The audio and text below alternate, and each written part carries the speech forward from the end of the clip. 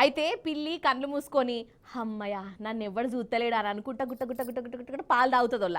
ఇక ఏదన్నా చిన్నపాటి సప్పుడైతే చాలు రయ్యమని ఉరుకుతుంది వెనక ముందు చూసుకోకుండా. అయితే పిల్లన్న పాలు దాగి వారిపోతుంది. కానీ ఆంధ్రాల మందు బాబులకు కూడా గిరే గోసొచ్చింది కాదోళ్ళ.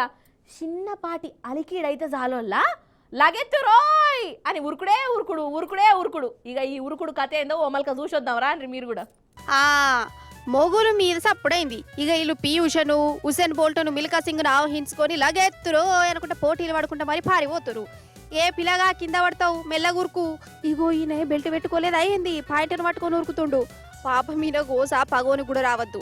అయితే మన పక్క రాష్ట్రంలో ఉన్న అనంతపురంలోనొల్ల ఇల్లు మందుబాబులు ఊరవతల పురుసద్దుగా కూర్చొని మంచిగా గొంతు తడుపుకుంటురట. అంతల్లే మొగుల మీద ఎందుకో కన్నేసిరు.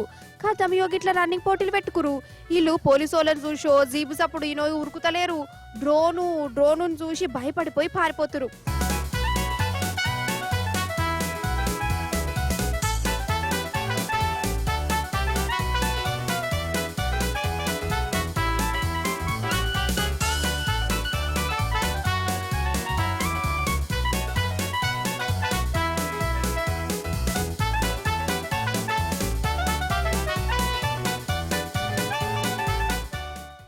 అయితే ఈ నడుమ గింజాయి ప్యాకటలు ఏడవడత ఆడ మందు దాగుడు గిసొంటి శకలు చేస్తున్నట్టు ఆడ. ఇక గిసొంటోళ్ళని దొరకబట్టేందుకు అనంతపురం పోలీసులు డ్రోన్లను వాడుతురు. వాటిని మీదికి పంపి ఎవడెవడు ఏం చేస్తాడు ఎక్కడెక్కడ ఏం వెళ్ళాలి చూయిస్తురు అవన్నీ డ్రోన్లతోని కనిపెడుతురు. వీళ్ళు గిట్టనే మందు తాగుతుంటే డ్రోన్ చూసింది. మందు తాగి స్వాతంత్రం కూడా లేదా అనుకుంటే దయాన్ని చూసినట్టే డ్రోన్ చూసి పారిపోయారు. అసలైతే ఒరిజినల్ పోలీసు వాళ్ళని చూస్తేనని వీళ్ళు ఇంతగానో భయపడతారో భయపడరో పాటు కదా.